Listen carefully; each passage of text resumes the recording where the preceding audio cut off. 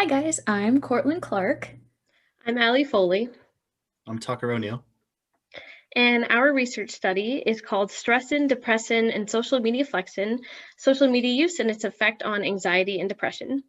This study was completed at Westfield State University in the psychology department. Thank you for coming and showing interest in our study. So people use social media as a way to communicate, share life experiences, and learn what's going on in the world. Our study will hopefully continue the research on social media and its link to anxiety and depression by analyzing individuals' hours of time spent on social media and measuring their anxiety and depression.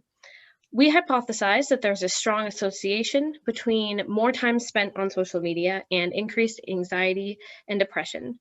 Next, we're going to look at our materials and methods section.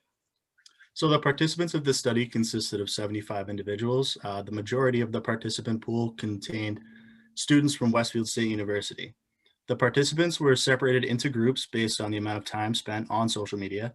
Each participant was asked to report this by using their cell phones when completing the study. The groups were created based upon the range between the lowest and highest reported times divided by 3. The participants were then grouped based on these newly created categories. The data was collected in the format of hours spent per week, which we ended up converting into hours reported into minutes. The low usage group ranged from 0 to 167 minutes. The medium use group ranged from 168 to 355 minutes. And the high group ranging from 356 to 500 minutes. Each participant then completed the hospital anxiety and depression scale that was formatted and imported into the survey.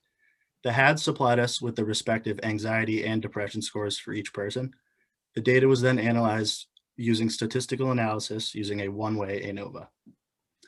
The bar and the graphs are representing the different social media usage groups discussed in the methods.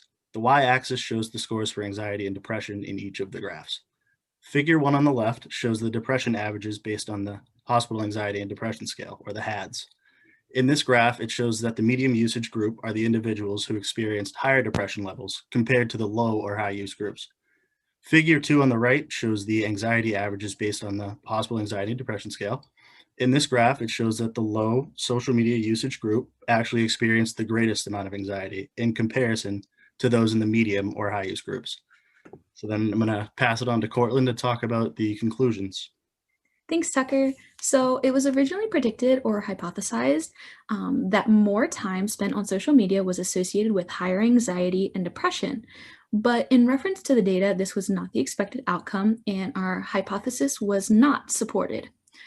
Other considerations that could have affected the study and the results could be the global pandemic that is currently happening, which led to the entire study being conducted online in a Google survey format, and the requirement of self-reporting social media usage. This could have been slightly skewed with the expectation of human error. Also, calculations within hours to minutes could have also impacted by human error. Future studies could monitor the participants' social media use in a longer time frame, given that we used a week time frame originally, and we decided that due to thinking that the week would be plenty enough time to show significance, which it was not, and we could certainly use more participants.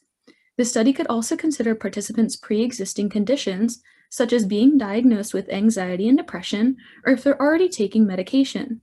Because if they're already diagnosed with conditions or taking medication, it could show that there's no difference for these individuals.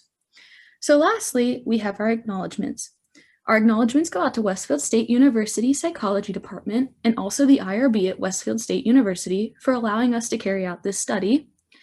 We would love to also thank Kirka at Westfield State University for allowing us to present our study and the data we collected, and we give great acknowledgement to everyone who made Kirka possible during the pandemic.